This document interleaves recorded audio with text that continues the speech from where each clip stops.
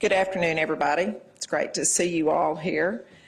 We want to talk to our citizens a little bit about the situation now, and I wanted to acknowledge firsthand the injustice and the tragic death of George Floyd in the morning that this nation and this community are a part of. Everyone is experiencing that tragic loss. I want to commend the individuals who have associated over the past couple of days to peacefully exercise their First Amendment right, and there have been many who have been very peaceful. It is important that we remain respectful of each other and of our community. Unfortunately, there are also those among us who have displayed blatant disregard for the welfare of others. And to that end, we are announcing that we're enacting an 8 p.m. curfew effective tonight. This decision was not made easily, but it comes at the recommendation of our partners and the Chief of Police. We put our heads together and decided what was right for our community. We also visited with other regional partners in support of the whole region. The curfew, again, will be immediate and effective for the next 72 hours, and we have decided it will be citywide. It's a difficult decision to make as we have just begun reopening businesses after the many restrictions from COVID. However, we must prioritize the safety and the health of our community. Making it citywide protects the entire city, and everyone deserves protection, not just a few areas.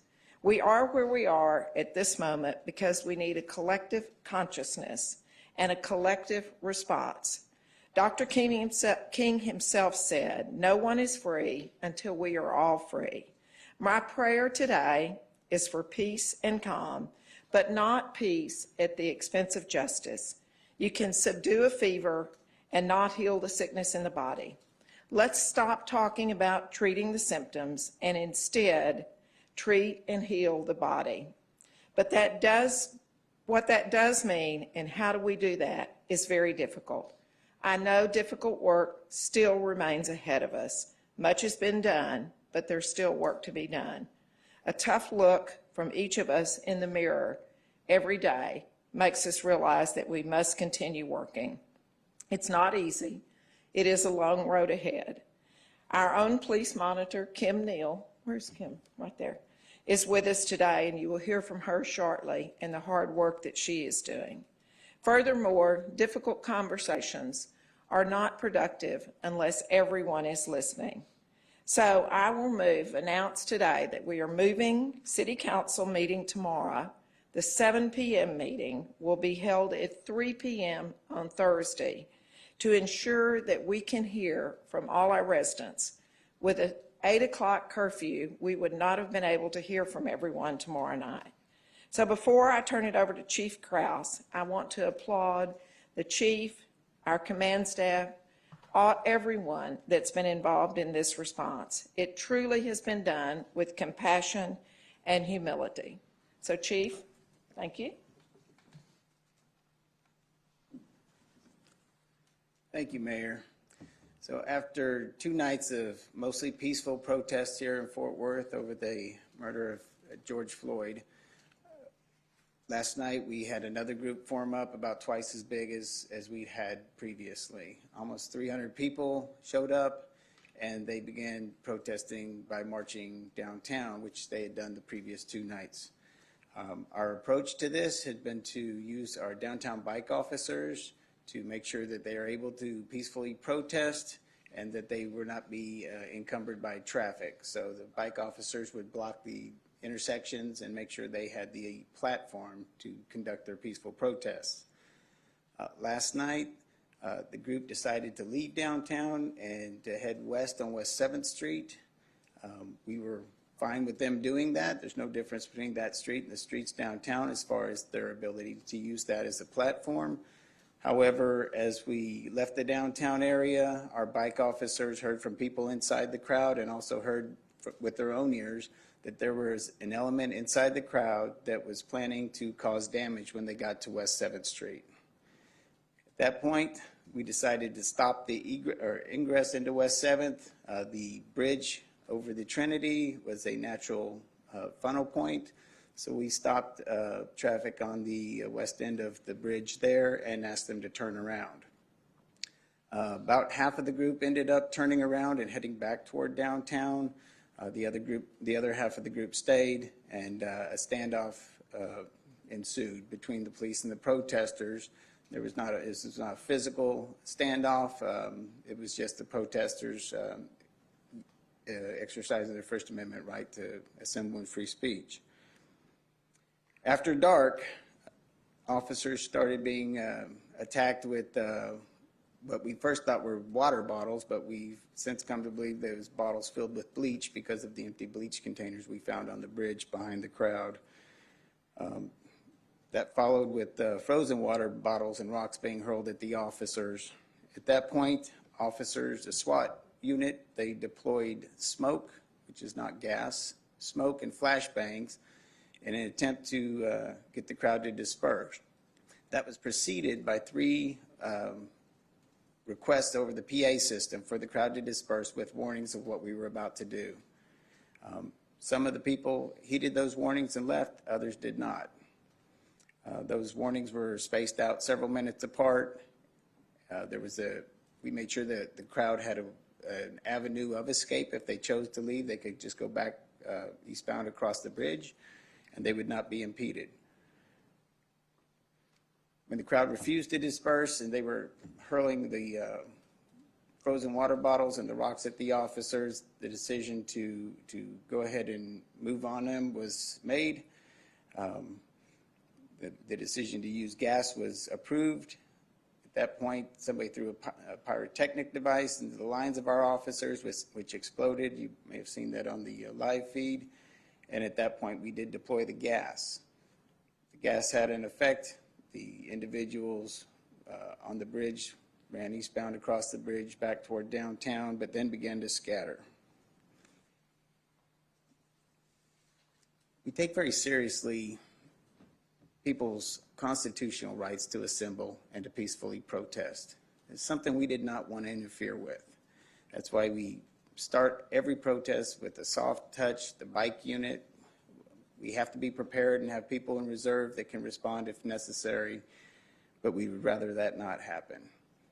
In this instance, we were not given a choice by the actions of the group, and we had to respond. I do want to point out that not everyone on that bridge was intent on causing damage. There were some people there to intentionally, peacefully protest, and thankfully they made the decision to leave when they were warned. Officers ended up chasing several different groups of individuals. Some individuals were able to get into the Montgomery Plaza area after the bridge was cleared. There was damage to several businesses in that area and also to at least one business downtown, that damage being in the form of broken windows. We had 3 officers injured during the event and made approximately 50 arrests of individuals who were not complying. At this point, I'll turn it over to our police monitor, Kim Neal.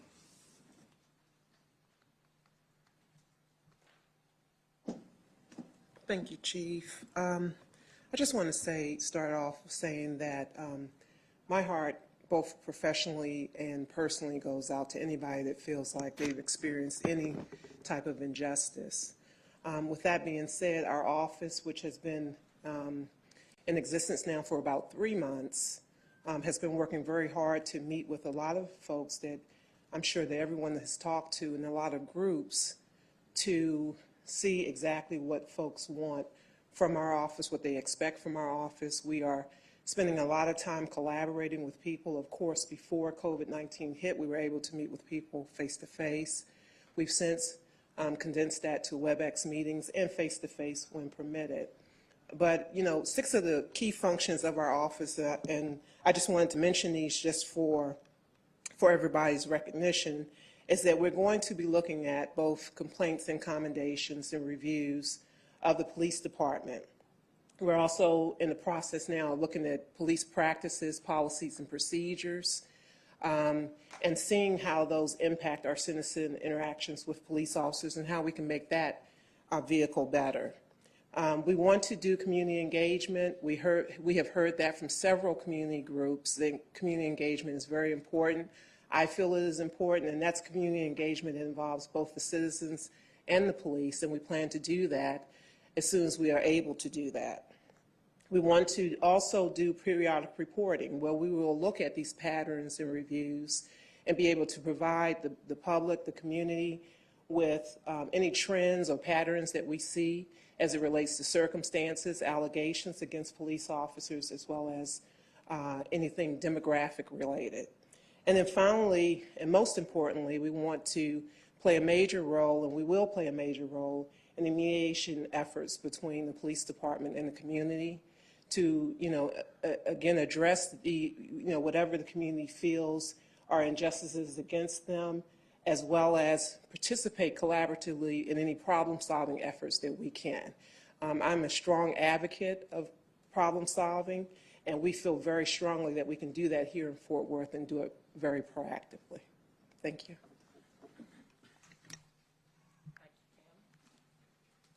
With that, we'd be glad to entertain a few questions.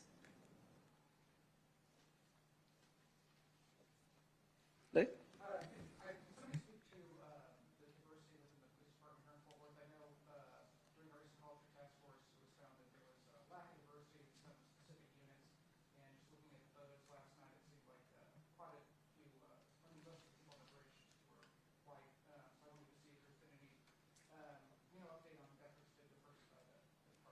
Chief? Yeah, so those efforts are ongoing. It's hard to diversify the department until we get new recruits in there. We are one class in since the Race and Culture Task Force made the recommendations.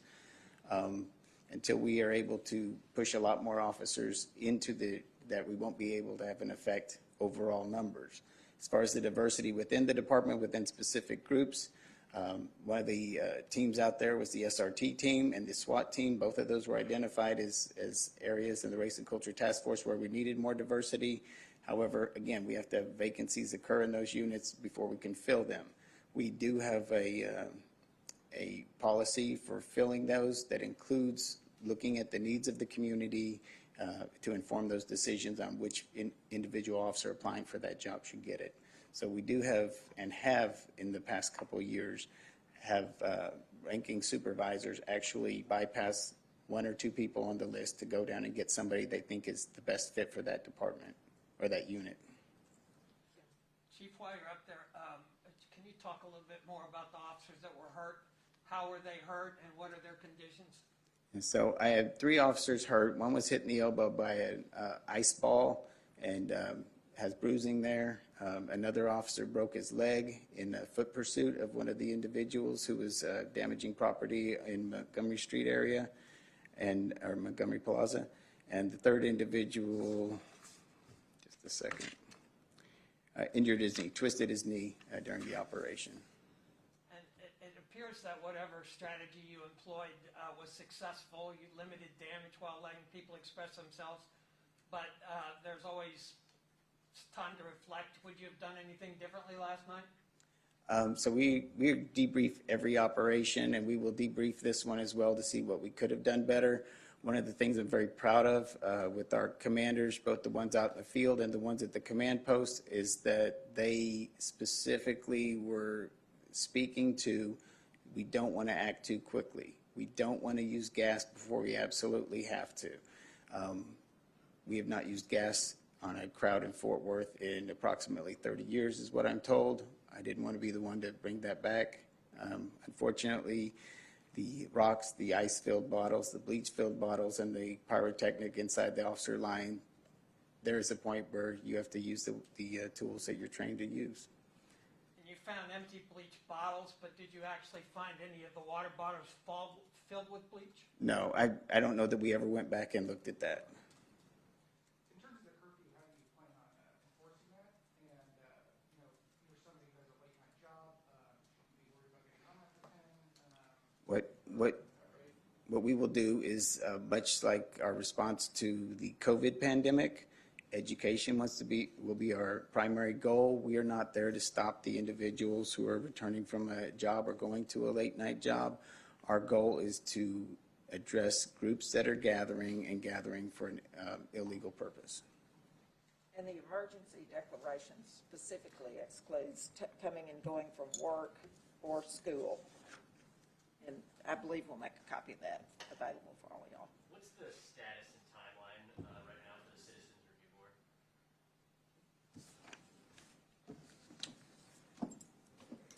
Review Board? There's no set timeline right now. We're still meeting with the community, both community and criminal justice professionals to see exactly what direction we should go in and what format that should be in. So we don't have a set timeline as of yet. Mayor, I know that you said that the curfew begins at 8 o'clock each night. What time does the curfew end in the subsequent mornings? 6 a.m., I believe. I'll look at the order, but I believe 6 is what we settled on. Mayor, in regards to the discussion on whether you needed or didn't need a curfew, can you give me an idea on how that discussion played out? And was there any sense, too, that because there was a curfew to the east of us, that people may have made their way here, and so that necessitated one here? Certainly, because we live in a large region that's well connected and people do go back and forth between the regions, the fact that both Dallas and Denton had curfews probably influenced our decision some. But overall, it was just made on the threats, the things that have happened and the perceived threats that might potentially be out there already. And we had city manager, myself, the police chief, Kim and Christina Brooks, our diversity director, many people, Jay Chapa, assistant city manager, at the table to discuss it. And we weighed in with council members also. Was it helpful to study what happened in Dallas on Friday night to help you be more prepared for last night? I would say that when you're talking to other cities, it's always helpful to know. I've been on a couple of different calls with the top 25 to 30 cities in the nation. Chief and I were on one Saturday afternoon, I think it was, with the mayors and the police chiefs in several of those cities. And it's always helpful to see what others are dealing with and how they're doing it. Do you think there's an issue right now with trust between the community and police? No, the community at large, I would say, the trust is good with the police department. This is a terrible situation. Emotions are high, probably having been inside from COVID quarantine and isolation drives a little bit of this too, but I would say our trust is still there. Can the chief talk a little bit about the decision again to use the tear gas, and if he was directly involved in that moment, or if that was a decision made by the Chief? officers in the field? Yeah, so I was at the command post. I made that decision with input from my commanders. Just from a policing perspective, you said the vast majority of these protests were peaceful the whole night, but officers overheard some talk of violence. At what point do you make that decision? Because, what's to keep a few bad actors from just shutting down every protest, saying we're going to, break stuff? And unfortunately, that is happening. You have well-meaning, well-intended people putting these protests and rallies and marches together because they have a legitimate anger of what's going on, and they want to make their voice heard. And then you have people with ulterior motives, and they infiltrate the group, and their goal is to vandalize, loot, and take the discussion in a different direction. There's no vetting process for these organizations. They're, like I said, they're planning with the best of intention to have a peaceful, meaningful march, and it gets hijacked by people with other means. I just want to bring up again the Citizens Review Board one more time, because, again, part of the reason for these protests is people aren't feeling heard. But, again, this is something that people have tried to be heard about for years now, and, again, there's still no timeline. Yeah, well, and one thing, we couldn't predict COVID-19, of course. And so that's why I wanted to focus on the fact that we have been proactively meeting with community groups. And, regarding your question about the trust between the police department, I can say that in all of my meetings, and we've had dozens of them since day one, since the first week I started, in all of those community meetings, everyone has consistently said they have confidence in the police department. What they have concerns about is when they feel that certain civil rights are impacted. And so, but overall and overwhelmingly, folks have confidence in the police department. And I can tell you, both for myself and our deputy monitor, Denise Rodriguez, we've worked in this aspect in a lot of different ways. And I can tell you that Fort Worth is a phenomenal city, that the relationships that Fort Worth Police Department has built with its community is phenomenal. And so we're just working to improve on those relationships and improve on that. So it's not that we are moving forward with, as it relates to the recommendation regarding the review panel, we just had some hiccups along the way. We said from the get-go that we would not rush into the Citizens Review Board, and our citizens agreed with that it needs to be in the format that fits for Fort Worth, that everyone feels heard and everyone feels like they have a chance to visit with the Citizens Review Board if needed. So we're not delaying it, but we're not rushing in and getting something that doesn't work for us. One more? Any more questions? Incarcerating these people, and you've already been through the COVID-19 situation. How long do you hold them, or, it's got to be a fine balance between holding on to them and letting them back into the community. Is it one of those you're just going to hold them for 20 Anyone that's arrested or, as you said, incarcerated will have due process. They'll be treated just like anyone else. And many of the violations would be code. Yeah, COVID certainly code, but the others are class. Code offenses, Class B use. Class B is what I was looking for. Sorry, Class B issues, and everybody that is arrested will be due process, just as if anything. But is there a concern with the COVID-19 getting large groups of people and having to put them in? Clearly, we're still dealing with COVID-19. The governor's recommendation is 6 feet social distancing, and you can see in council chambers, that's what we're doing here. And it's always worrisome when you have big groups, and we will have to see as this progresses what happens in the next 10 days to 2 weeks. Mayor, is this curfew indefinite, or is there an end date as to when this? The end date is 5 o'clock on Thursday, and council will take it back up at our 3 o'clock meeting on Thursday, hear from the experts whether they want to extend it or let it expire. But did this appear to be mostly local people, or were there people coming in to participate that? As was alluded to earlier, there is concern once Dallas and Denton enacted their curfew that would cause individuals to come over here. We did see that in social media. I believe as the Star Telegram reported or quoted somebody saying, Fort Worth doesn't have a curfew, let's go over there. If I'm misquoting the source, I'm sorry. Read a lot this week. But we did see that. A lot of the individuals that showed up last night were not part of the groups that gathered the previous 2 nights. A large number of that group were the people that we were having problems with, that were not obeying the announcements over the PA to turn around. And approximately 25 of the 50 arrests were people that do not live in Fort Worth. Thank you all for being